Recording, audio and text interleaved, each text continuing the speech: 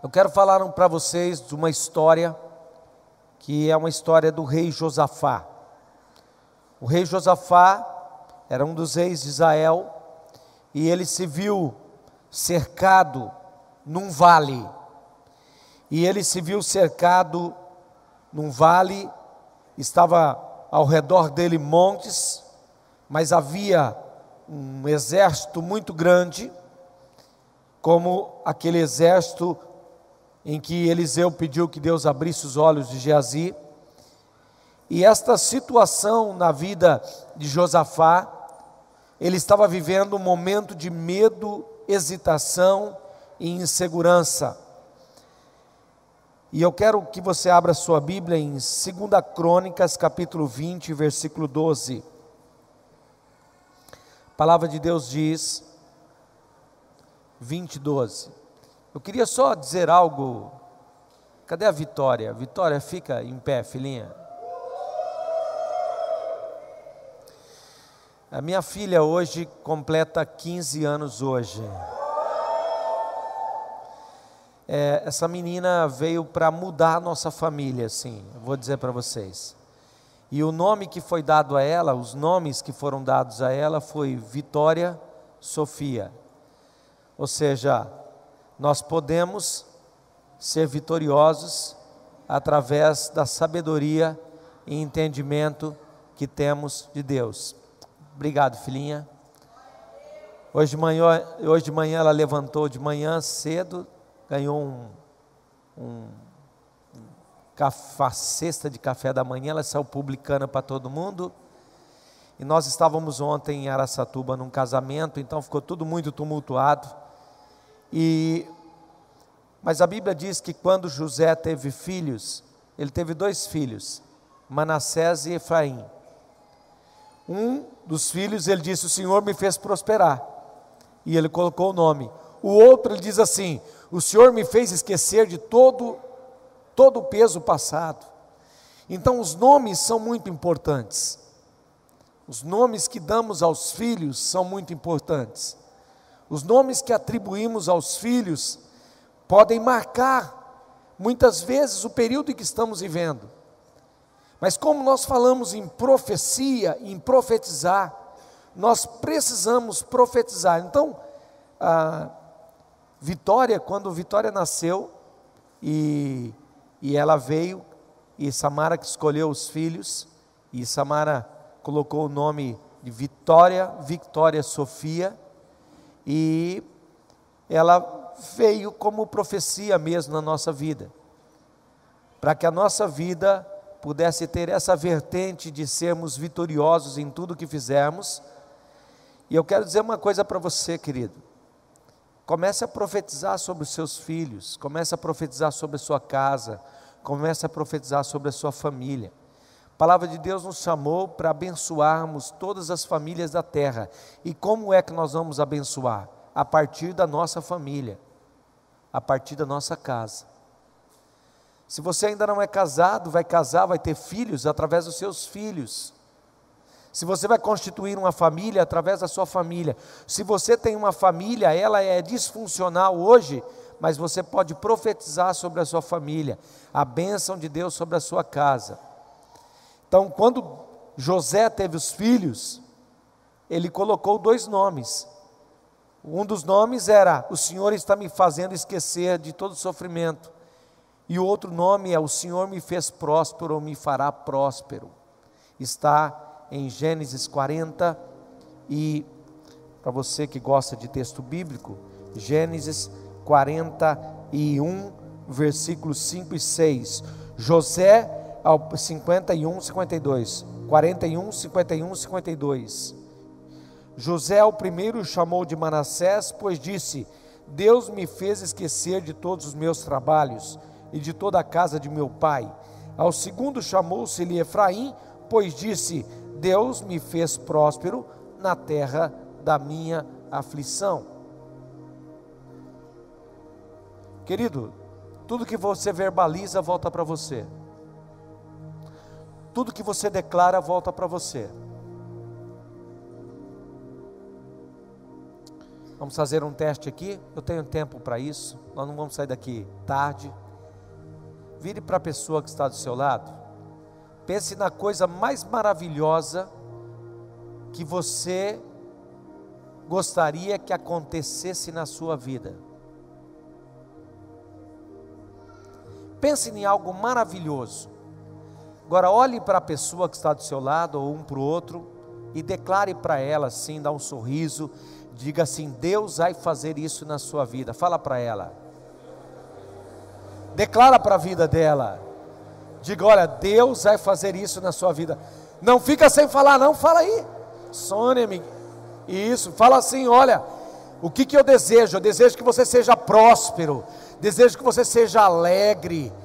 Dá uma olhadinha, deixa eu dizer, olha para a pessoa que está do seu lado, vê se mudou o semblante dela ou não mudou.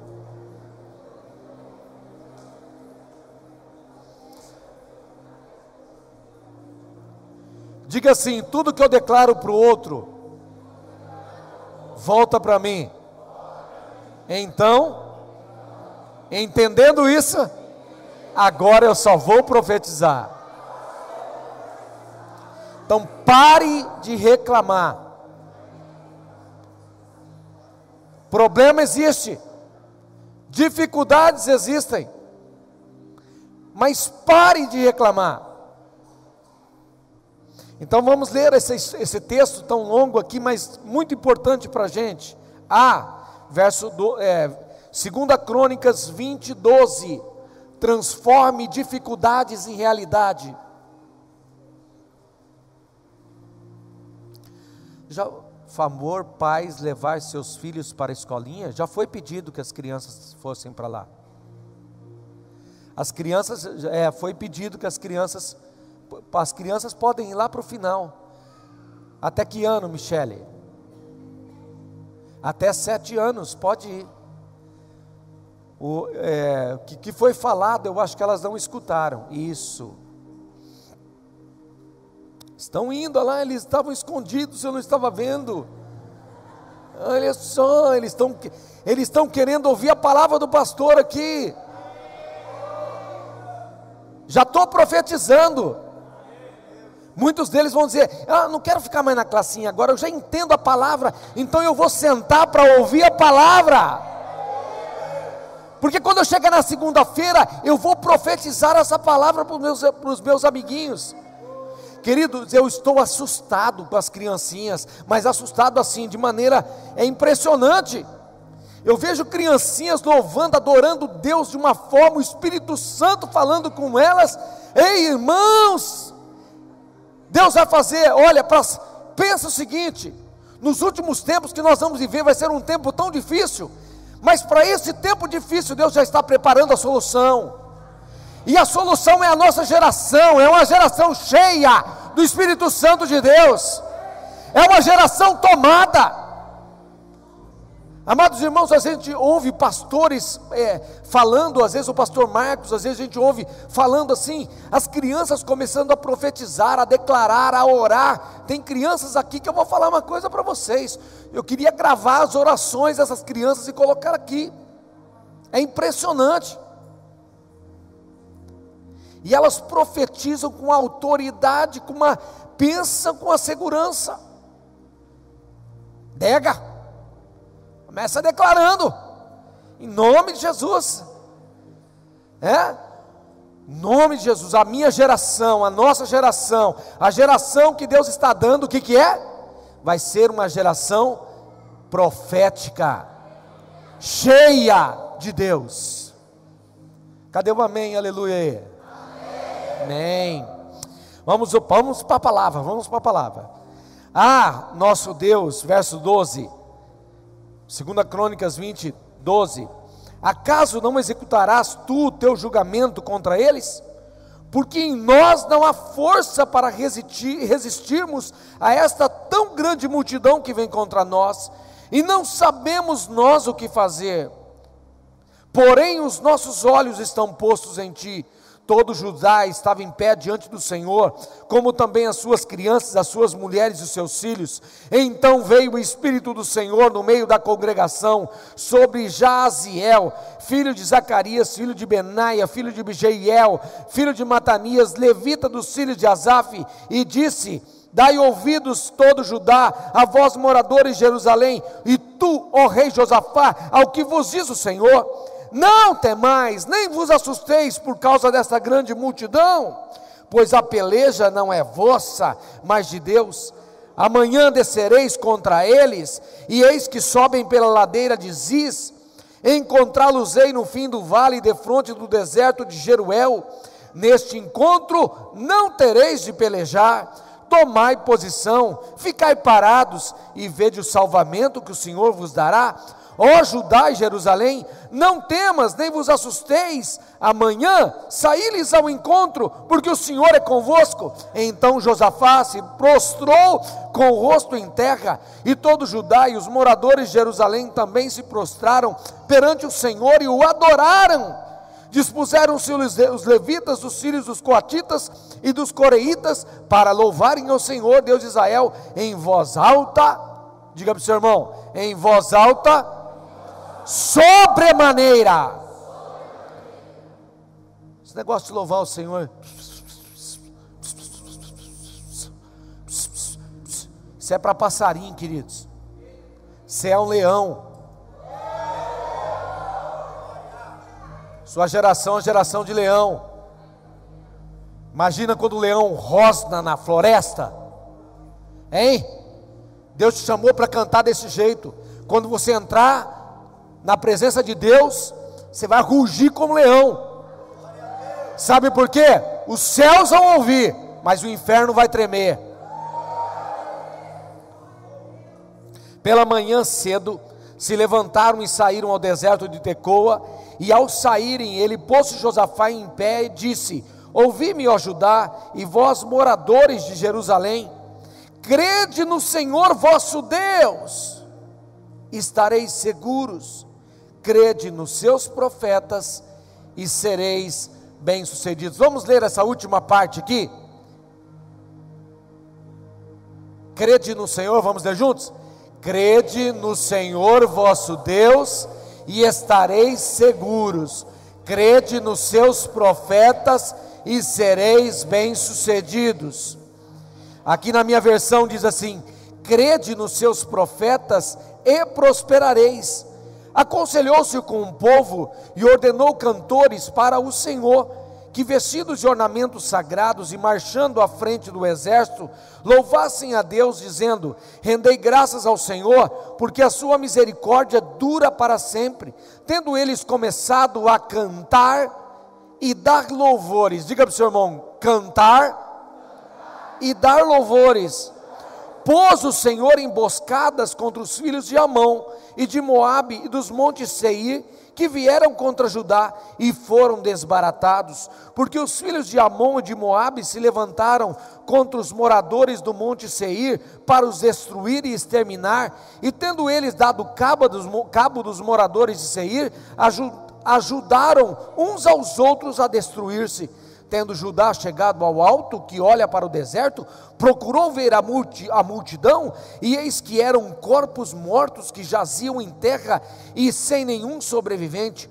Vieram Josafá e o seu povo para saquear os despojos, e acharam entre os cadáveres riquezas em abundância e objetos preciosos. Tomaram para si mais do que podiam levar, e 3 dias saquearam o despojo, porque era muito. Ao 4º dia se ajuntaram no vale da bênção. Diga para o seu irmão: vale da bênção, onde louvaram o Senhor. Por isso chamaram aquele lugar de vale da bênção até o dia de hoje. Então voltaram todos os moradores de Judá e de Jerusalém, e Josafá à frente deles, e tornaram para Jerusalém com alegria, porque o Senhor os alegrara com a vitória sobre os seus inimigos. Vieram para Jerusalém com alaúdes, harpas e trombetas para a casa do Senhor. veio da parte de Deus o terror sobre todos os reinos daquelas terras, quando ouviram que o Senhor havia pelejado contra os inimigos de Israel. Assim o reino de Josafá teve paz, porque Deus lhes dera repouso por todos os lados. Pergunta para o seu irmão: qual é o lado que te aperta?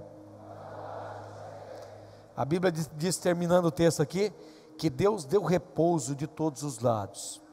Ei, queridos, a gente só vai estar começando aqui, mas presta atenção. Deus está chamando a sua atenção hoje através da palavra para você parar de orar, de olhar as circunstâncias, os problemas e o inimigo. Nosso maior problema não é o diabo. O diabo já tem um lugar dele, debaixo dos nossos pés. Deixa eu dizer para você, nosso maior problema não é o diabo, nosso maior problema não são os demônios, nosso maior problema é o eu que habita aqui dentro. Se nós resolvermos essa questão interna, todas as outras questões externas serão resolvidas. Se eu harmonizar meu coração ao coração de Deus, todos os outros problemas serão resolvidos. O problema é aqui dentro. O diabo já tem um lugar dele. Deixa eu dizer para você, o diabo não somente tem um lugar dele, mas ele já tem o destino dele. Nós já sabemos como o diabo vai ser preso. Nós já sabemos como ele vai ser amarrado. Nós já sabemos como ele vai ser solto. E nós sabemos como ele vai ser aprisionado para sempre. Isso nós já sabemos, está na Bíblia. Crede no Senhor Deus e crede nos seus profetas. Nós já temos a informação. Nós só precisamos resolver o nosso coração. Mas sabe qual é um dos grandes problemas? É que a pauta da nossa vida tem muitas coisas que não estão em prioridades com o reino. Sabe o que Deus faz eu falar isso com você? Que aqui está escrito pauta da reunião de terça-feira. E o Espírito Santo já pegou isso na minha agora. A pauta do nosso coração, sabe o que é a pauta? As coisas que nós fazemos, as coisas que nós relacionamos,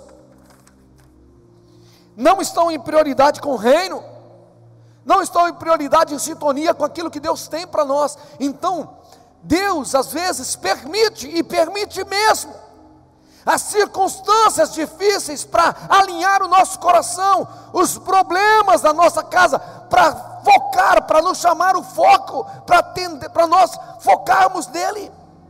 E nós precisamos entender isso nessa noite, querido. O rei Josafá se sentiu tão cercado, ele estava num vale de desespero, ele estava num vale de sofrimento, ele estava num vale de medo. Queridos, Deus quer tirar você do vale de sofrimento, Deus quer tirar você do vale do medo, Deus quer tirar você do vale da angústia, Deus quer tirar você do vale da depressão, Deus quer tirar você do vale da opressão, do vale da escravidão, e Deus quer levar você para um novo vale, o vale da bênção. É este vale que Deus tem para você. E deixa eu dizer, o vale da bênção, queridos, não é um vale de mesquinhez, não é um vale de miséria, é um vale de prosperidade. Porque, queridos, aquele exército estava ali ao redor do reino de Josafá, e havia muito tempo, havia muita escassez, havia muita pensamento negativo de que eles poderiam entrar em falência total. O que Deus faz? Deus vai lá e tira da mão de Satanás, da mão do inimigo, e coloca tanta coisa na mão deles, durante 3 dias, diga para o seu irmão, 3 dias, pergunta para o seu irmão, quando foi a última vez que você jejuou 3 dias? Fala para o seu irmão, qual foi a última vez que você orou 3 manhãs seguidas, às 3 horas da manhã, que é o maior momento de circulação no mundo espiritual?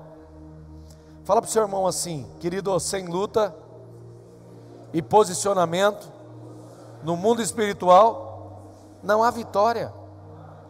Ei, eles não precisaram se esforçar. Diga: Deus não quer que você derrame suor e lágrimas. Muitas vezes nós achamos que é por fazer, é por realizar. E aqui há uma palavra de Deus dizendo: fica quieto, só se posicione. Diga para o seu irmão: fique quieto, só se posicione, e o Senhor dará livramento. Queridos, nós precisamos aprender com o rei Josafá nessa noite. Então, primeiro, olhe para Deus. Diga para o seu irmão: olhe para Deus. Nossos olhos estão postos em ti. Esta foi a palavra de Josafá. Ah, nosso Deus, acaso não executarás tu o teu julgamento contra eles? Porque em nós não há força.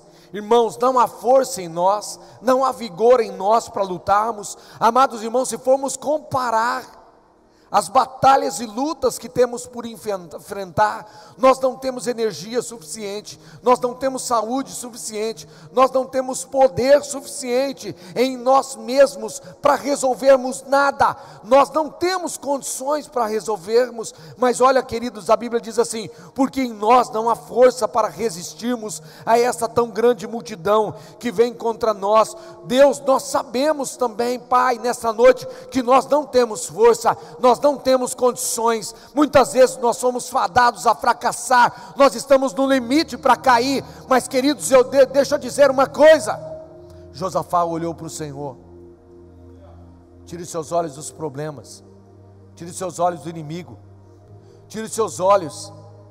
Seu marido não é seu problema, sua mulher não é seu problema, seus filhos não são seu problema, o opressor não é o seu problema, queridos. Olhe para o Senhor, olhe para o Senhor. Na oração de Josafá, ele apresentou toda a situação para Deus, bem como os seus temores, mas ele conclui dizendo, declarando, Senhor, que o Senhor era muito maior do que tudo aquilo que ele tinha. Quando passamos, ó Deus, quando passamos, amados, pelo vale do medo, da angústia, da depressão, nada adianta ficar olhando os problemas, nada adianta ficar olhando as circunstâncias. Quanto mais se foca na situação, mais tenso fica o negócio, mais problemático fica.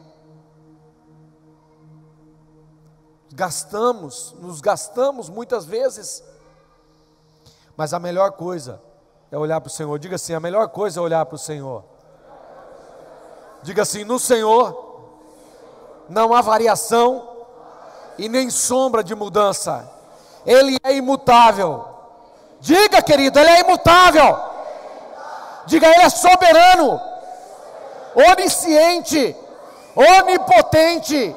Ele tem o domínio sobre todas as coisas. Ele tem um domínio. Ele tem um domínio. Olhe para Ele. Você não olhe mais para os problemas. Busque a solução em Deus. Firme o seu olhar. Aí ele diz assim: porém, os nossos olhos estão postos em Ti. Vamos fazer uma oração? Juntos? Pai, nessa noite, eu declaro com os meus lábios, que eu não vou olhar os problemas, nem as circunstâncias, nem as dificuldades. Eu vou olhar para o Senhor, para o autor e consumador da minha fé. Eu vou contemplar com esperança a vitória que já me foi garantida. Eu olho para o Senhor. Eu resisto à tentação de olhar para os problemas. Em nome de Jesus. Amém. Segundo,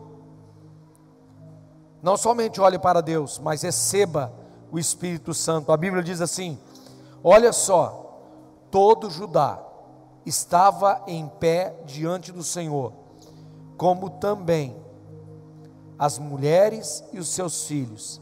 Então veio, quem veio? Lê lá, irmãos. Então veio,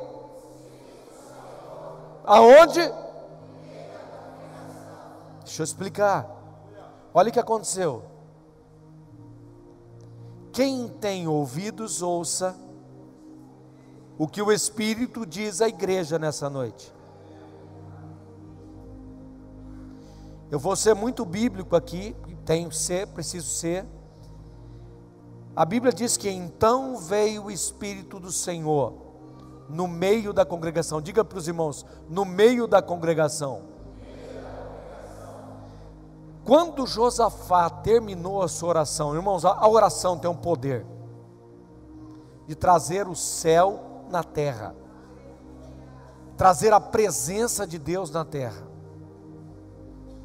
E aí, quando ele terminou a oração, o Espírito do Senhor veio no meio.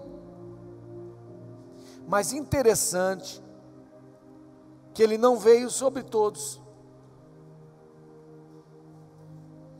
Aqui há uma designação de alguém que recebeu o Espírito Santo. Ei, mas que é isso, pastor? Como é que eu posso estar reunido numa noite dessa e o Espírito Santo vem no meio, mas vem só sobre alguém?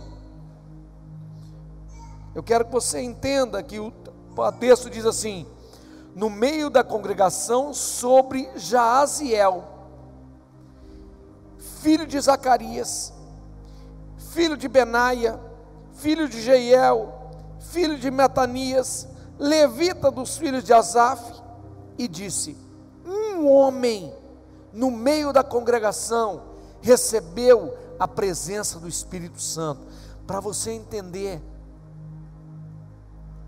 o privilégio que eu e você temos, o privilégio que nós estamos vivendo, no meio de uma congregação, no meio de um grupo, o Espírito Santo veio sobre um homem só. Este homem tem uma linhagem. Quando você olha para a linhagem dele, você vê que este homem, ele tem uma linhagem sacerdotal. Diga para o seu irmão, sacerdotal. Aonde o pai do pai dele já serviu o Senhor, onde a geração, a terceira, a quarta geração para trás serviu o Senhor. Eram homens cheios da presença de Deus, eram consagrados a Deus. Então deixa eu dizer uma coisa, querido, a sua consagração como pai e mãe hoje pode garantir a vinda do Espírito Santo aos seus descendentes. Muitos de nós estamos sendo abençoados porque as nossas gerações viveram debaixo do governo do Espírito Santo de Deus. Os nossos pais, Valdeci, eu lembro do seu pai, sua mãe, cabecinha branca, né, Valdeci? Bicicletinha, indo para onde? Para a igreja. Indo para a igreja. Indo para a igreja. Eu lembro da história aqui, da família do irmão Zé Gonçalves. Eles vinham de Machado de Melo, pela linha férrea, pisando no barro, para vir para a escola bíblica dominical, domingo às 9 horas. Eu não lembro disso, mas eu lembro da história que eles me contaram. Certo, Eliseu? Certo, Noêmia? Vinham com os filhos, estão aqui, ó. 3 filhos, a Anísia está aqui também. Está aqui também. Tem 3 filhos, mas pai e mãe marchavam de Machado de Melo aqui. Queridos, numa dificuldade tão grande que era a geração passada, pessoas plantaram na geração seguinte a presença do Espírito Santo. Agora, queridos, isso aqui é o Velho Testamento. O Espírito Santo vinha sobre um, realizava a obra e ia embora. E o que o Espírito Santo foi fazer no meio da congregação? Foi falar com todo o povo, foi alinhar todo o povo. E aí você vai entender o porquê. Crede no Senhor seu Deus e crede nos seus profetas e prosperareis. Estareis em segurança. Irmãos, toda a palavra verbalizada do altar, toda a mensagem de Deus profetizada na igreja pelo Espírito do Senhor vai trazer segurança, vai trazer paz e vai trazer prosperidade. Mas olha só, esta geração viveu uma vinda sobre alguns. E o Espírito Santo ia embora. Olha o privilégio que nós temos. A nossa geração, o Espírito Santo veio sobre todos.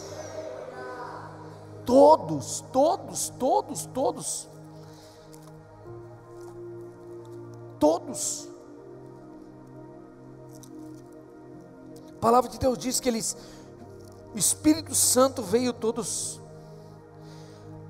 Ao cumprir-se o dia de Pentecostes, estavam todos reunidos no mesmo lugar, e de repente veio do céu um som como de um vento impetuoso, e encheu toda a casa onde estavam assentados, e apareceram distribuídas entre eles línguas como de fogo, e pousou uma sobre cada um deles. E olha o que diz a minha Bíblia, Atos 2, verso 4, todos ficaram cheios do Espírito Santo. Irmãos, é uma geração que nós podemos ver o agir. Deus está falando, Deus está profetizando, Deus está trazendo sobre nós algo novo. É uma geração nova. Receba o Espírito Santo, é a segunda orientação que temos. Depois de olhar para Deus, precisamos buscar o Espírito Santo de Deus para nos fortalecer, para termos a sabedoria, para termos o direcionamento, para vermos o que vamos fazer das circunstâncias em que estamos envolvidos. Eles estavam no meio da guerra, eles estavam no meio do tumulto. William, no meio de um alvoroço, eles estavam. Primeiro, olharam para Deus. Segundo, receberam a vinda do Espírito Santo de Deus. A pergunta que eu passo para você nessa noite é: você tem buscado o Espírito Santo de Deus? Você tem buscado a presença dEle?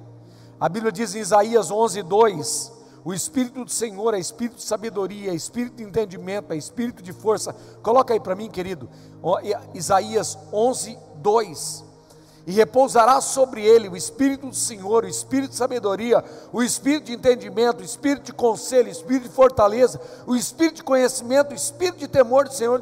Ei, o que é que está faltando na sua vida? Se o nosso problema é alinhar o nosso coração ao coração de Deus, o que é que está faltando? Está faltando sabedoria? Está faltando entendimento? Está faltando a presença do Senhor? Está faltando conselho? Está faltando a fortaleza? Está faltando conhecimento? Está faltando temor? O que é que está faltando na sua vida? Talvez a tua vida está abalada por causa das circunstâncias, porque está faltando a presença. Mas a presença de quem? A presença do Espírito Santo. Mas quando você traz, você olha para Deus, a oração é feita, a presença de Deus, o Espírito Santo vem. Deixa eu dizer uma coisa para você, Ele já está aqui. Sabe por que Ele está aqui? Porque Ele não quer que você saia daqui vazio. Ele não quer que você saia daqui sem entendimento. Ele não quer que você saia daqui sem sabedoria. Ele não quer que você saia daqui para ficar olhando as circunstâncias e sofrer. Ele quer que você faça o quê? Que você olhe para Ele, para Deus, que você atrai os seus olhares para Deus, e Ele vem para te capacitar, para te encher, para te direcionar. Terceiro, não tema, confie que Deus luta por você. Não diga assim: vou confiar e não vou temer, porque eu sei que Deus vai lutar por mim. A palavra de Deus diz: não temais nem vos assusteis, no verso 15, e disse: dai ouvidos, ó toda Judá, e vós moradores de Jerusalém, tu, ó rei Josafá, ao que vos diz o Senhor, não temais, nem vos assusteis, por causa dessa grande multidão, pois a peleja não é vossa.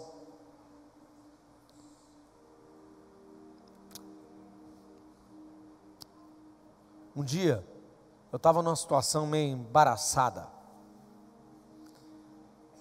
e eu fui orar, e eu orei assim: Senhor, essa guerra não é minha, essa batalha não é minha, e não é mesmo. E eu disse: Senhor, envia para este lugar aqui a presença de Gabriel. Senhor, envia para este lugar aqui a presença de Rafael. E depois eu disse: Senhor, essa batalha não é minha. Envia para este lugar aqui a presença do Emanuel. Deus conosco, sempre presente. Irmãos, o cenário mudou, tudo mudou.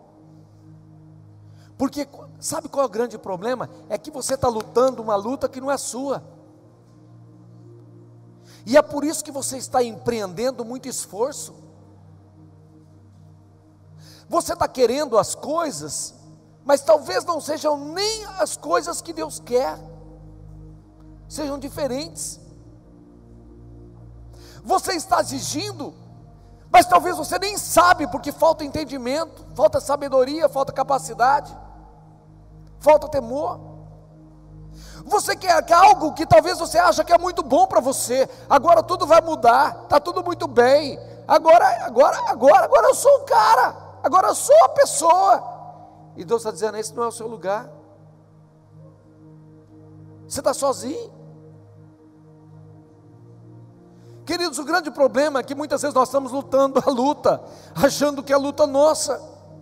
E é por isso que você empreende muito esforço, é por isso que você se desgasta tanto, é por isso que você se descuida tanto também.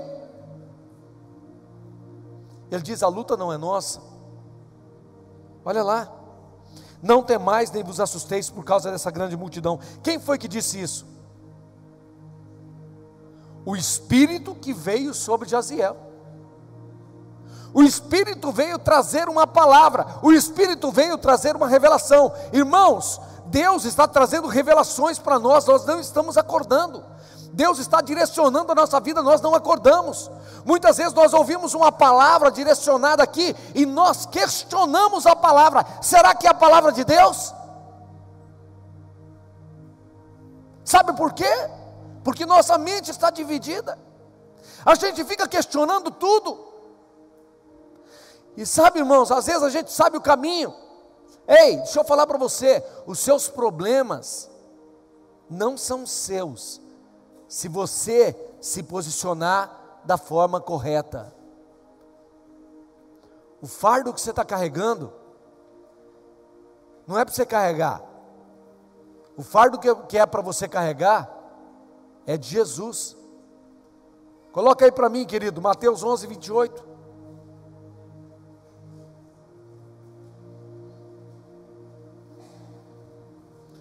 Mateus 11, 28, colocando lá: vinde a mim, todos os que estáis cansados e oprimidos, e eu vos aliviarei. 29, tomai sobre vós o meu jugo, e aprendei de mim, que sou manso e humilde de coração, achareis descanso para as vossas almas. 30, porque o meu jugo, vamos ler juntos? Porque o meu jugo é suave, e o meu fardo é leve. Segura essa aqui agora, vai doer no seu coração, vai doer. Segura essa agora, porque vai doer. Por que você reclama tanto das coisas de Deus, de servir a Deus, de falar que não tem tempo, de falar que não dá? Por que você sofre tanto com isso? Por quê? É tão difícil servir a Deus? É um peso para você? Ei, se for um peso para você servir a Deus, se for um peso para você honrar a Deus, se for um peso para você colocá-lo em primeiro lugar na sua vida, você está com o jugo errado. Porque o que Ele faz, o que Ele te dá, o que é dele, o que Ele te ensina, é leve, é suave. E se você continua sofrendo, tem algo errado, e não é com o jugo dele, nem com o fardo dele. Sabe por quê? É com o seu fardo de religiosidade. É porque você quer servir a Deus da sua maneira, do seu jeito. E aí você tem que culpar alguém. Deixa eu dizer para você, não tem saída. Quanto mais você se mexe, quanto mais você reclama, quanto mais você fala, quanto mais você acaba se expondo, porque o problema é você. Sabe, irmãos, nós precisamos, quero o ministério de louvor aqui. Sabe, enquanto isso eles já vão ficar em oração, que já o Espírito Santo vai falar com eles. Mas olha só, queridos, não tema. Ele está lutando. Se fosse olhar o número de inimigos, eles veriam que não tinham condições. Se nós formos ver os problemas, nós vamos ver que não tem condições. Se você for enumerar os nossos problemas e dificuldades, nós não vamos chegar a lugar nenhum. E ele está dizendo: tire o fardo pesado, tire o fardo pesado. Tire as suas reclamações, tire as suas cobranças. E sabe de uma coisa, querido? Toma o jugo dele, toma o fardo dele. Muitas vezes, querido, sabe por que é que a gente está assim, nessa angústia, no vale da angústia, no vale do medo, no vale da incerteza? Porque nós nos achamos competentes demais, e achamos que nós somos suficientes demais. E é por isso que a gente fica. Outro dia uma pessoa me procurou e falou assim: pastor, eu não estou mais congregando aí. Não está? Ela veio de uma outra igreja, veio para cá, começou a congregar aqui. Daqui a pouco: pastor, eu não estou mais congregando aqui não, estou congregando em outra igreja. Eu disse: querida, você está fugindo. Venha conversar comigo, vamos conversar, vamos conversar um papo reto. E tem muitas pessoas fazendo assim, irmãos, mudando de igrejas para igrejas, passando daqui para lá, tentando resolver, porque eles criaram um jugo pesado e colocaram um jugo pesado, um fardo pesado sobre eles. Mas Deus está dizendo que o jugo nosso, o jugo dele é leve e suave. Você precisa encontrar descanso, você precisa encontrar alívio, você precisa encontrar a leveza de Cristo. Servir a Deus não é problema, servir a Deus não pode ser peso.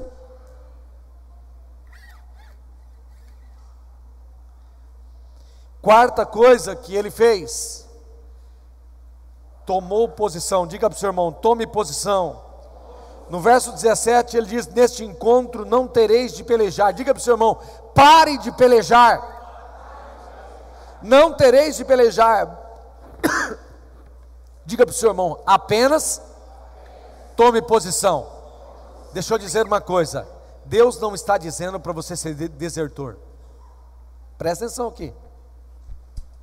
Desertor é o soldado que vai embora da guerra e ele foge para casa, e ele é considerado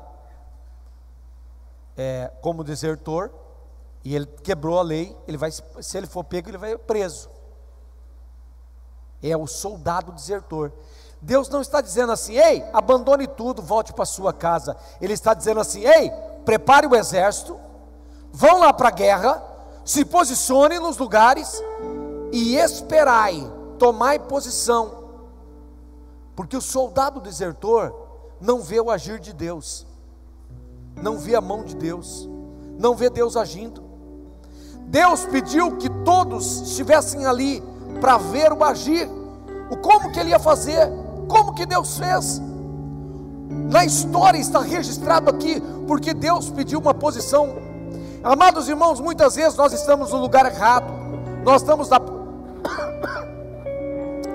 na posição errada.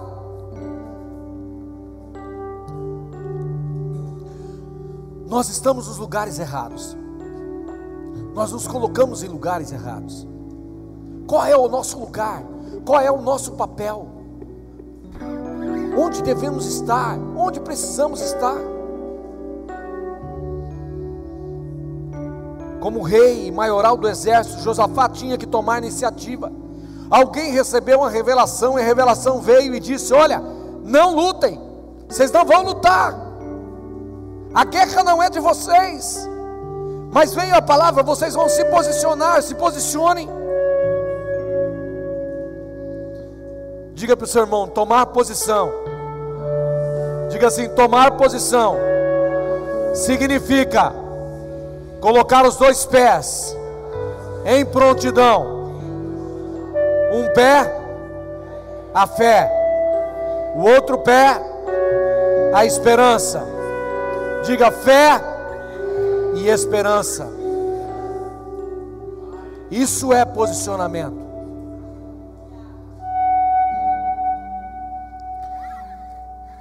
Deixe Deus agir em sua vida e não tente interferir. Deixa Ele agir, não tente interferir. Quinto,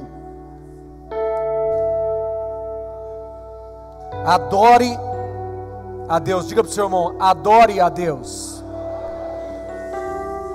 Verso 18 e 19 diz: então Josafá se prostrou com o rosto em terra, e todo Judá e os moradores de Jerusalém também se prostraram perante o Senhor e o adoraram. Dispuseram-se os levitas dos filhos dos coatitas e dos coreitas para louvarem, diga, para louvarem o Senhor Deus de Israel, em voz alta, sobremaneira. Diga para o seu irmão, voz alta é uma coisa, sobremaneira, volume máximo. Talvez a sua vitória não chegou ainda, porque você nem louva. Talvez a sua vitória não chegou ainda, porque você louva no volume 3. Talvez a sua vitória não chegou ainda, porque você louva à medida que você crê. E à medida que você crê é volume 5. Talvez a vitória não chegou ainda, porque você não está louvando no volume 10. Alta sobremaneira. Queridos, só quem canta e adora e glorifica é quem tem razão para fazer isso. Muitas vezes você vem para o culto cheio de problemas, e a palavra vai ser ministrada de uma forma poderosa no seu coração para transformar as dificuldades em realidades da sua vida. Mas sabe de uma coisa? Você entra incrédulo e sai incrédulo. Talvez você volta para casa e você ainda está no volume 2, no volume 3, mas nada está acontecendo com você, porque os seus olhos ainda estão focando aquilo que é negativo, os problemas, as dificuldades. A Bíblia diz que Josafá se prostrou. Diga para o seu irmão, prostrar é colocar o rosto em terra. Escuta o que eu vou dizer agora, eu quero mexer com você aqui. Qual foi a última vez que você adorou assim, ó? Presta atenção.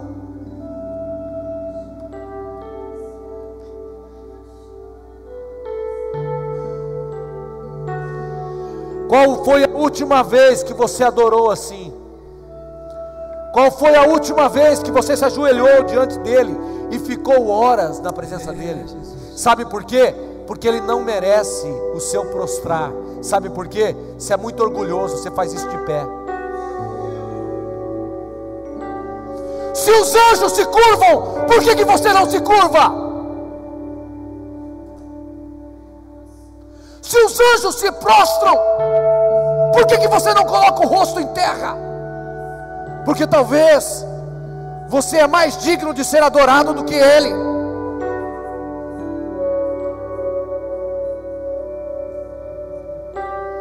Querido, a atitude chama a presença de Deus. A atitude mostra como está nosso coração.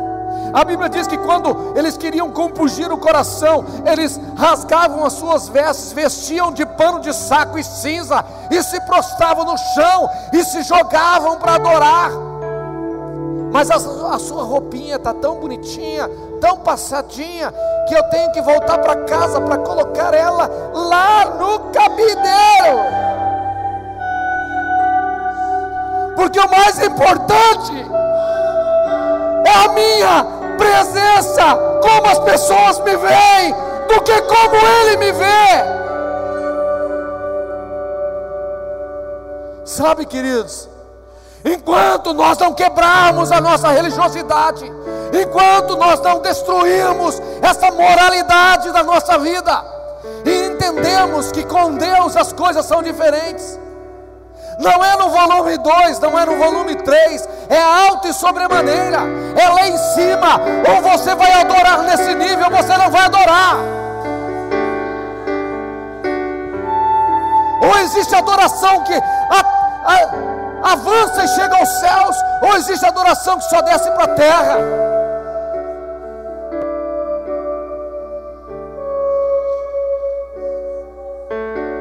Mas se talvez você não está entendendo o que eu vim lhe falar nessa noite, querido, a palavra de Deus diz no verso 20: pela manhã cedo se levantaram, todos foram obedientes e saíram ao deserto de Tecoa. Ao saírem eles, pôs-se Josafá, verso 20, pôs-se Josafá e disse: ouvi-me, ó Judá, e vós moradores de Jerusalém, crede no Senhor vosso Deus e estareis seguros.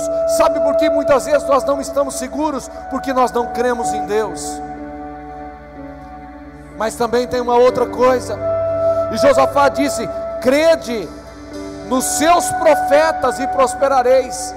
Amados irmãos, há homens de Deus, há mulheres de Deus profetizando, há pessoas declarando, há pessoas dizendo: queridos, não é do seu jeito, não é na sua religiosidade, não é na sua frieza, não é na sua incredulidade que Deus vai agir, mas você continua teimando, você continua resistindo. Queridos, as virgens também resistiram, 5 delas ficaram porque foram resistentes, 5 delas ficaram porque não acreditaram que o noivo estaria vindo.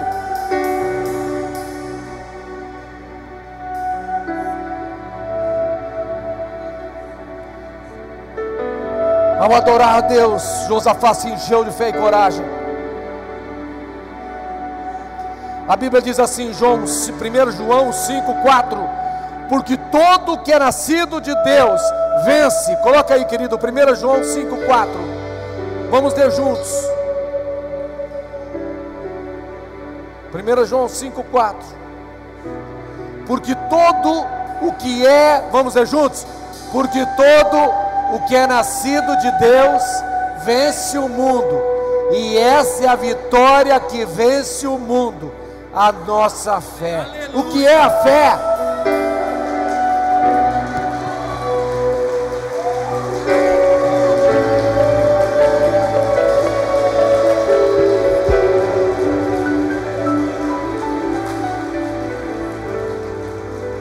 Verso 22, verso 21, 22: aconselhou-se com todo o povo e ordenou cantores. Sabe por que eu pedi para o ministério de louvor vir, do ministério de artes, ter alguém dançando aqui? Deus mandou eu hoje falar para você, Paula, que os recursos das vestes, 5 vestes, foi o que Deus me deu, falou aqui comigo. Você pode ir lá e procurar as lindas vestes, 5 vestes.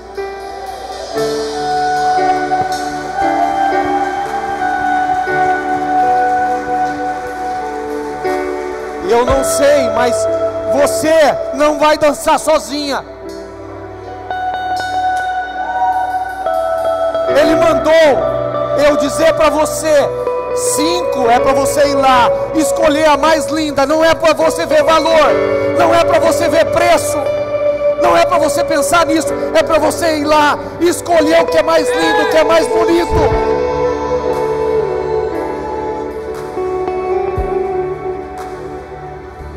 E Ele mandou você, Ele falou para mim que é para eu falar para você. Você vai procurar o nosso escritório, e o escritório vai se encarregar de fazer o pagamento, tudo o que for necessário. E eu não sei quais são as outras que Deus vai levantar aqui, mas Ele é digno de todo louvor e toda adoração.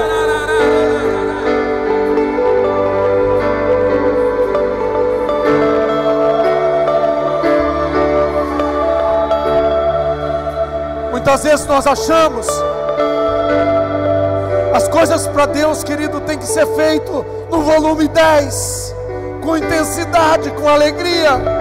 O melhor para Ele é o melhor para Ele. E é para a gente parar de focar os problemas. Não haverá falta de dinheiro. Nós não vamos parar a obra. Nós não vamos paralisar nada. Tudo será feito, tudo será concretizado. Ele disse isso que fará.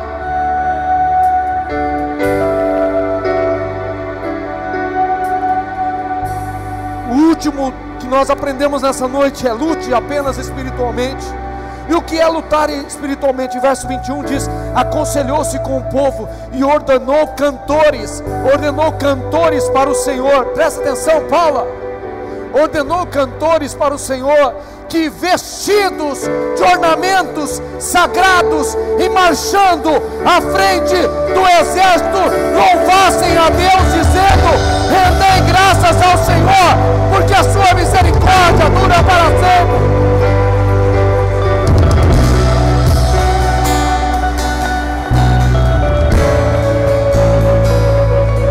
E a Bíblia diz que tendo eles começado a cantar no verso 22, e a dar louvores, não começado a reclamar, não começado a lamuriar, não começado a praguejar, não começado a lembrar de problemas, mas a cantar, a adorar, a glorificar Ele. O que Deus fez? Ele pôs emboscadas, Ele trouxe a vitória. Eles não precisavam lutar, Deus lutou por eles. Queridos, talvez você está com problema na sua empresa, e você está lutando com ela para mantê-la. Talvez você está com problemas nos seus negócios, e você está lutando com ele para mantê-lo. Você está lutando na força do braço. Não é para você lutar assim, é para você lutar espiritualmente. Nenhuma conquista será dada na terra se não for conquistada primeiro no céu.